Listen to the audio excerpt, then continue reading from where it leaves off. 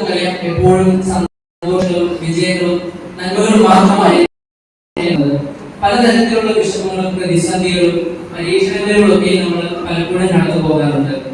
ഒരുപാട് തകർച്ചയുടെ ദിനങ്ങൾ, തോൽവികളുടെ, പരാജയങ്ങളുടെ, വേദനകളൊക്കെ ഈ ദിവസങ്ങൾ നമ്മുടെ ജീവിതത്തിൽ പലപ്പോഴും കടന്നു വരാറുണ്ട്. അത് ചിലപ്പോൾ ചിലർക്ക് രോഗങ്ങളാവാം, ചിലർക്ക് അത് സാമ്പത്തിക ബുദ്ധിമുട്ടുകളാവാം. അല്ലെങ്കിൽ നമ്മൾ ജനിക്കുന്ന പല സാഹചര്യങ്ങളിലും നമ്മൾ കടന്നു പോകുമ്പോൾ നമ്മൾ തകർന്നു പോകാൻ, വിശ്വാസത്തിൽ തകർന്നു പോകാൻ ഇടയാവാറുണ്ട്. പലപ്പോഴും നമ്മുടെ ഹൃദയത്തിൽ പല ചിന്തകൾ, സംശയത്തിന്റെ ചിന്തകൾ, ചോദ്യങ്ങളൊക്കെ നമ്മുടെ ഹൃദയത്തിൽ എനിക്ക് മാത്രം എന്തുകൊണ്ടാണ് ഇത്ര വേദനകൾ, പരീക്ഷണങ്ങൾ ഉണ്ടാകുന്നത്? അല്ലെങ്കിൽ നമ്മുടെ ചുറ്റുപാട് നോക്കുമ്പോൾ മറ്റുള്ളവർ വളരെ സന്തോഷവും നേട്ടങ്ങളൊക്കെ നേടുകയും നമ്മൾ ഇത്രയും വേദനകളോട് കടന്നു പോകുമ്പോൾ നമ്മൾ എനിക്ക് മാത്രം എന്തുകൊണ്ട് ഇങ്ങനെ ഉണ്ടാകുന്നു, എന്റെ ജീവിതത്തിൽ മാത്രം എന്തുകൊണ്ട് ഇങ്ങനെ വേദനകൾ ഉണ്ടാകുന്നു എന്നൊക്കെ നാം ചോദിച്ചുകൊണ്ട് പലപ്പോഴും ഇതിലെ പ്രതിസന്ധികളിൽ ദൈവം നമ്മളെ പറ്റി ആഗ്രഹിക്കുന്നത് ഒരു ദാവീദിനെ പോലെ വിശ്വാസത്തിൽ ഉറച്ചു നിൽക്കാനായി. പക്ഷെ നമ്മൾ ആയിത്തീരുന്നത് 123 സങ്കീർത്തനത്തിലെ ആസാഫുമാരെ പോലെ ആയിത്തീരും. നമുക്കറിയാം 73 സങ്കീർത്തനത്തിൽ അതിന്റെ ആരംഭത്തിൽ ആസാഫ് പല ചോദ്യങ്ങൾ ദൈവത്തോട് ചോദിക്കുന്നത് നമുക്ക് കാണാൻ സാധിക്കും. അതുപോലെ ചിന്തകൾ നമ്മുടെ ഹൃദയത്തിൽ വരാറുണ്ട്. നമ്മൾ ചിലപ്പോൾ ചിന്തിച്ചു ദൈവത്തിൽ വിശ്വസിച്ചിട്ട് ഇതൊക്കെയാണോ എനിക്ക് കിട്ടുന്നത് എന്നൊക്കെ നമ്മൾ ചിന്തിക്കും. എന്നാൽ വചനം എന്താണ് ഇവിടെ പറയുന്നത്? ദൈവത്തെ സ്നേഹിക്കുന്നവർക്ക് എല്ലാം സകലവും നന്മയ്ക്കായി കൂടി വ്യാപിക്കുന്നത്. ഇവിടെ വചനം നമ്മളെ പഠിപ്പിക്കുന്നത് നമ്മുടെ ജീവിതത്തിൽ എപ്പോഴും സന്തോഷമായി, എന്നും സന്തോഷമായിരിക്കും, എന്നും വിജയമായിരിക്കും, എനിക്ക് എല്ലാ നന്മകളും നിറഞ്ഞതായിരിക്കും എന്നല്ല, മറിച്ച് നമ്മുടെ ജീവിതത്തിൽ ശിക്ഷയും തകർച്ചയും പരീക്ഷണങ്ങളൊക്കെ ആയി തോന്നുന്ന പല കാര്യങ്ങളിലും നമ്മൾ തകർന്നു പോകാതെ വിശ്വാസത്തിൽ ഉറച്ചു ദൈവത്തെ സ്നേഹിക്കുവാണെങ്കിൽ ആ തകർച്ചയായി തോന്നുന്ന കാര്യങ്ങൾ, പരീക്ഷണങ്ങളായി തീരുന്നത്, വേദനയായി തോന്നുന്നതൊക്കെയും ദൈവത്തിന്റെ പദ്ധതി അനുഗ്രഹങ്ങളായി മാറ്റുവാൻ ദൈവത്തിന് കഴിയുമെന്നാണ് വചനം നമ്മെ പഠിപ്പിക്കുന്നത്. നമുക്കറിയാം, നമ്മുടെ വാഴ്ത്തപ്പെട്ട കർത്താവ് നമുക്ക് നൽകിയ ഉറപ്പും അത് തന്നെയാണ്. യോഹന്നാൻ 16:33 നമ്മൾ കാണുന്നു. നമ്മുടെ കർത്താവ് നമ്മളോട് എന്താണ് പറഞ്ഞിരിക്കുന്നത്? ലോകത്തിൽ നിങ്ങൾക്ക് കഷ്ടമുണ്ട്, എങ്കിലും ധൈര്യപ്പെടുവിൻ, ഞാൻ ലോകത്തെ ജയിച്ചിരിക്കുന്നത്.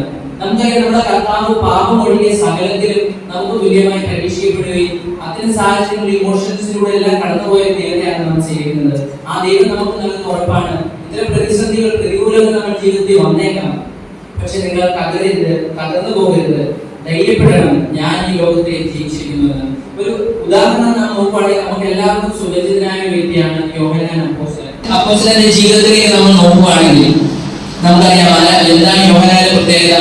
കർത്താവിന്റെ 12 ശിഷ്യന്മാരിൽ കർത്താവ് ഏറ്റവും അധികം സ്നേഹിച്ച ഒരു ശിഷ്യനായിരുന്നു യോഹന്നാൻ. അതുപോലെ തന്നെ വെളിപ്പാട് ഉൾപ്പെടെയുള്ള 5 പുതിയ നിയമ പുസ്തകങ്ങളുടെ രചയിതാവാണ്. അതിലൊരു ദൈവസ്നേഹത്തെ പറ്റി ഏറ്റവും കൂടുതൽ ഊന്നി പറഞ്ഞ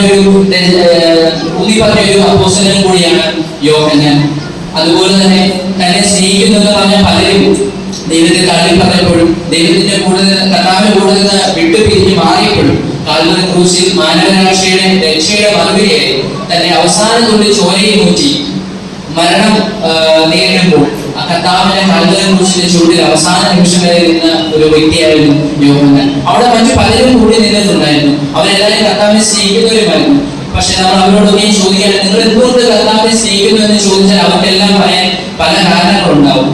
ചിലപ്പോൾ രോഗസൗഖ്യമാകാം, ചിലപ്പോൾ സാമ്പത്തിക അനുഗ്രഹങ്ങളാവാം. എന്നാൽ നാം യോഹന്നാനോട് ചോദിക്കാം, യോഹന്നാനെ നീ എന്തുകൊണ്ട് കർത്താവിനെ സ്നേഹിക്കുന്നു എന്ന് ചോദിച്ചാൽ യോഹന്നാൻ പറയും, എനിക്ക് രോഗസൗഖ്യം കിട്ടിയതുകൊണ്ടല്ല, അത്ഭുതങ്ങൾ കണ്ടതുകൊണ്ടല്ല, ഇല്ലെങ്കിൽ അനുഗ്രഹങ്ങൾ ലഭിച്ചതുകൊണ്ടല്ല ഞാൻ കർത്താവിനെ സ്നേഹിച്ചത്, അവൻ ആദ്യം എന്നെ സ്നേഹിച്ചതെന്നുള്ള ഒറ്റ കാരണത്താലാണ് ഞാൻ അവനെ സ്നേഹിച്ചു എന്ന് യോഹന്നാൻ പറയും. അത്രയും ആഴമായി കർത്താവിനെ സ്നേഹിച്ച ആ യോഹന്നാന്റെ ജീവിതം നോക്കുകയാണെങ്കിൽ യോഹന്നാന്റെ ജീവിതം ഒരു പട്ടണനെ ആയിരുന്നില്ല. യോഹന്നാന്റെ ജീവിതം നമുക്കറിയാം, കർത്താവിന്റെ നാമനിമിത്തം വളരെയധികം പീഡകളും വേദനകളും ശിക്ഷകളും ഒക്കെ അനുഭവിച്ച ഒരു വ്യക്തിയാണ് യോഹന്നാൻ. നമുക്കറിയാം, യുഗീഷ്യൻ ചക്രവർത്തിയുടെ കാലത്ത് യോഹന്നാനെ കൊല്ലാൻ വേണ്ടി തലച്ച എണ്ണയിൽ ഇടുന്ന സംഭവം വരെ നമ്മൾ കേട്ടിട്ടുണ്ട്. പക്ഷെ അവയിൽ നിന്നെല്ലാം താൻ സ്നേഹിച്ച ഭക്തനെ കർത്താവ് വിളിക്കുന്നതായി നമുക്ക് കാണാൻ സാധിക്കും. ഇതൊന്നും സാധിക്കാതെ വന്നപ്പോൾ ഒടുവിൽ ഏകാന്തതയുടെ തലവറ എന്നറിയപ്പെടുന്ന പത്മോസ് ദ്വീപിലേക്ക് യോഹന്നാനെ അവർ നാടുകടത്തി. എന്താണ് ഈ പത്മോസ് ദ്വീപിലെ പ്രത്യേകത? ഒരു ജനവാസമില്ലാത്ത സ്ഥലം. അവിടെ സുഹൃത്തുക്കളില്ല, കുടുംബങ്ങളില്ല, സഭയില്ല, അല്ലെങ്കിൽ ഒരു ശുശ്രൂഷ ചെയ്യുവാൻ ഒരു അവസരം ഒന്നും ലഭിക്കാത്ത സ്ഥലം. അവിടേക്ക് നാട് കടത്തിയപ്പോൾ ഒരുപക്ഷെ മറ്റുള്ളവർ പറഞ്ഞേക്കാം, നീ തീർന്നു, നിന്റെ എല്ലാം കഴിഞ്ഞു, നിന്റെ കഥ കഴിയുമെന്ന് മറ്റുള്ളവർ പറഞ്ഞേക്കാം. പക്ഷെ ആ സാഹചര്യത്തിലും തകരാതെ തകർന്നു പോകാതെ കർത്താവിലുള്ള വിശ്വാസവും സ്നേഹവും കൈവിടാതെ ഉറച്ചു നിന്ന യോഹന്നാനെ നമുക്ക് വെളിപ്പാടിന്റെ 1:10 കാണാം. വെളിപ്പാട് പുസ്തകം 1:10 പറയുന്നത് പോലെ താൻ 10 ദിവസത്തിലായപ്പോൾ തന്നെ ആഴമായി സ്നേഹിച്ച തന്റെ ഫലത്തിന് വേണ്ടിയിട്ട് സ്വർഗം തുറക്കപ്പെടുകയും അത്യുന്നതനായ യേശുവിന്റെ തേജസ് അദ്ദേഹത്തിന് ദർശനം ലഭിക്കുകയും ചെയ്തതായി നമുക്ക് കാണാൻ സാധിക്കും.